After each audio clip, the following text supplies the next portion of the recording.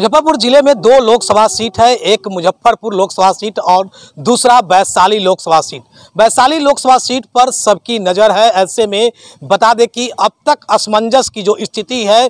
बनी हुई है। बात हम कर रहे हैं पहले मुजफ्फरपुर लोकसभा सीट की, तो मुजफ्फरपुर लोकसभा सीट में भारतीय जनता पार्टी के पहले 3 लोगों ने दावेदारी पेश किया था। पहला जो अभी मंत्री बने हैं बिहार सरकार में, यानी कि बात हम कुढ़नी के विधायक केदार गुप्ता के कर रहे हैं, तो उनका मंत्री बनते ही अब उनका नाम सामने से यानी कि दावेदारी से हट गया है। अब लेकिन 2 नामों की दावेदारी है भारतीय जनता पार्टी से। एक भारतीय जनता पार्टी के देवीलाल जो है वो भी अपनी दावेदारी यानी कि वो भी मांग कर रहे हैं भारतीय जनता पार्टी से, एनडीए से, और दूसरे मांग जो वर्तमान सांसद है उनकी लड़ने की बात है। और तीसरा और एक और की बात करें, जो 3 हमने नाम गिनाया था, तो तीसरा जो है वो डॉक्टर राजभूषण निषाद है, यानी कि जो पिछले बार मुजफ्फरपुर लोकसभा से महागठबंधन के यानी कि जो भी इंडिया गठबंधन है, यानी कि उस समय वीआईपी कांग्रेस राजद के साथ मिलकर जो चुनाव लड़ी थी, उस गठबंधन में भारतीय वीआईपी पार्टी यानी कि विकासशील इंसान पार्टी यानी कि मुकेश सहनी की जो पार्टी है वो उसके साथ गठबंधन था और मुजफ्फरपुर से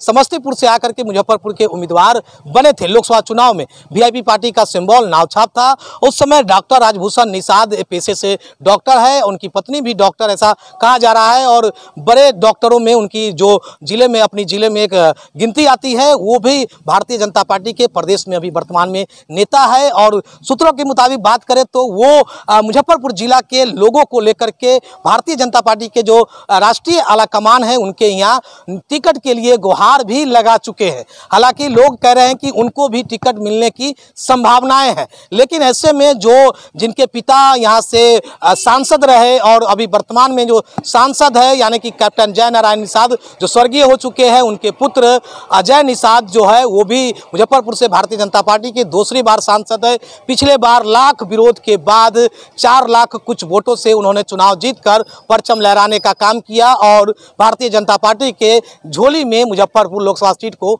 डालने का काम किया। इस बार भी अभी लोगों का कहना है कि विरोध हो रहा है, लेकिन टिकट उन्हें भी मिलेगी। सूत्र कुछ और भी कह रहे हैं, कई तरह की कयासें लगाई जा रही है, लेकिन अभी तक असमंजस की जो स्थिति है मुजफ्फरपुर लोकसभा और वैशाली लोकसभा में बनी हुई है। वहीं कांग्रेस की बात करें यानी कि इंडिया गठबंधन की बात करें तो कांग्रेस से नगर के विधायक विजेंद्र चौधरी कई बार विधायक नगर में बन चुके हैं। ऐसे दिग्गज नेता को हरा करके वो विधायक बने जो लगातार कई बार विधायक बने, और इसके बाद अभी कांग्रेस के विधायक है यानी कि महागठबंधन के विधायक विजेंद्र चौधरी कांग्रेस की ओर से वो भी दावेदार है। लेकिन ऐसे में कुछ अन्य नेता भी दावेदार है, लेकिन अभी भी ये दोनों पार्टियों की ओर से मुजफ्फरपुर लोकसभा सीट पर अपनी प्रत्याशियों की घोषणा नहीं की गई है। असमंजस की स्थिति बनी हुई है, लोग टकटकी लगाए और राजनीतिक अटकले जो है वो कैसे लगा रहे हैं कि किसको मिले। लेकिन ऐसे में वैशाली लोकसभा सीट की बात करें तो वैशाली में लोजपा का सीट है, लोजपा, लेकिन अब जदयू के खाते में भी जाने की सूत्र बता रहे हैं कि जदयू के खाते में भी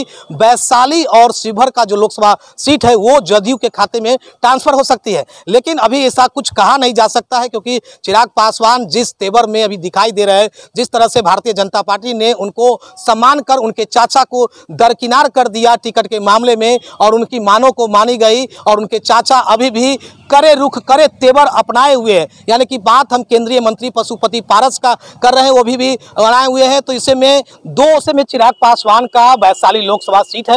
हॉट सीट बन गया है, क्योंकि वैशाली लोकसभा सीट में दावेदारों की जो शुरू लाइन में जब लोकसभा चुनाव की जो सरगर्मी चढ़ी थी तब दावेदारों की कमी नहीं थी। भारतीय जनता पार्टी से बहुत दावेदार थे, लोजपा से बहुत दावेदार थे, अभी भी 3 दावेदार जो है अपनी दावेदारी लोजपा की ओर से पेश करना चाह रहे हैं। लेकिन अब तक चिराग पासवान का जो है वो अभी साफ नहीं किए हैं कि आखिर उनके पार्टी से वैशाली लोकसभा में कौन लड़ेंगे। हालांकि सूत्र बता रहे हैं कि जनता दल यूनाइटेड में जाएगी, लेकिन अभी फिलहाल जो सीटें हैं वो लोजपा की है। लोजपा में अभी रामविलास पासवान के जो पुत्र है यानी कि रामविलास जो लाल है, यानी कि बात हम जमुई के सांसद चिराग पासवान की कर रहे हैं, तो वो अपने सीट को लेकर के क्लियर नहीं किए हैं कि वैशाली में कौन लड़ेगा। ऐसे हालांकि बता दें कि बीते दिन ही वैशाली लोकसभा क्षेत्र के साहेबगंज में जब उनकी जनसभा हुई थी तो एक प्रत्याशी ने यानी एक दावेदार ने जो अपनी दावेदारी लोजपा से पेश करने की है, उन्होंने चांदी का मुकुट भेंट करने का काम किया चिराग पासवान को, जो महुआ से विधायक है संजय सिंह। और बात करें तो वर्तमान सांसद ने पूरी ताकत जो है यानी कि बीना देवी पूरी ताकत लगा करके उसमें जो सभाएं हुई थी उसमें लोगों को भरने का काम किया। वहीं दूसरी तरफ जो लोजपा हाल ही में ज्वाइन किए हैं, बात हम जो विनीता विजय की कर रहे हैं, यानी कि जो बड़े उद्योगपति अमर पांडे है, उनकी धर्मपत्नी है और उनके ससुर बिहार सरकार में मंत्री और नगर से विधायक रह चुके हैं। उस समय की दौर में उनकी अपनी चलती थी, यानी कि स्वर्गीय रघुनाथ पांडे की बात कर रहे हैं। तो ऐसे में उनकी बहू लोजपा से वो भी उम्मीदवारी का पेश की है, लेकिन अब तक चिराग पासवान का कोई सामने क्लियर नहीं आया पाया कि आखिर लोजपा से कौन उम्मीदवार वैशाली लोकसभा के लिए होंगे। तो सारे दोनों सीटों पर जो है दोनों तरफ से असमंजस की स्थिति है। बात हम उधर महागठबंधन यानी कि एनडीए गठबंधन वैशाली से कर ले तो रामा सिंह को जिस तरह से मंच से जो महारैली हुई पटना में गांधी मैदान में राष्ट्रीय जनता दल की ओर से आयोजित किया गया था, जहां इंडिया गठबंधन के यानी कि एनडीए गठबंधन के लोग बड़े दिग्गज नेता दिखे थे मंच पर, उसी मंच पर रामा सिंह जो पूर्व में वैशाली से सांसद रहे वो भी वहां से हुंकार भरने का काम किया और राष्ट्रीय जनता दल के सुर में सुर मिलाने का काम किया। तो ऐसे में कहा जाता है कि वो भी है, उसके साथ ही भीषण पटेल जो राष्ट्रीय जनता दल के कदावर नेता माने जाते हैं, फ्रंट लाइन का नेता है, उन्हें वो भी अपनी दावेदारी वहां से पेश किए हैं। लेकिन अब ऐसे में ये बात है, जब जनता दल यूनाइटेड के पास जब ये एनडीए गठबंधन की बात होगी, जब एनडीए गठबंधन में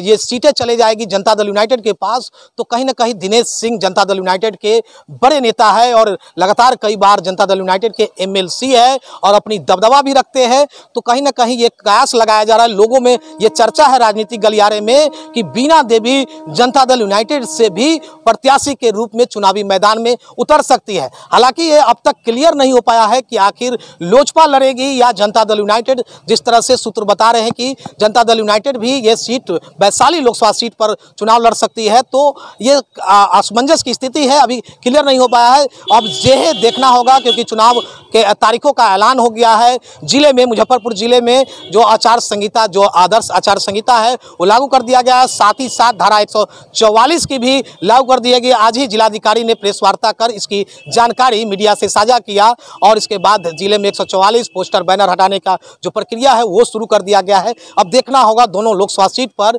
कौन से प्रत्याशी दोनों पार्टियों से यानी कि गठबंधन और विपक्ष दोनों ही गठबंधन से उतरते हैं चुनावी मैदान में और कैसे एक दूसरे को टक्कर देते हैं। देखते रहे खबर मुजफ्फरपुर, आगे भी इस तरह की खबरें हम आपको दिखाते रहेंगे।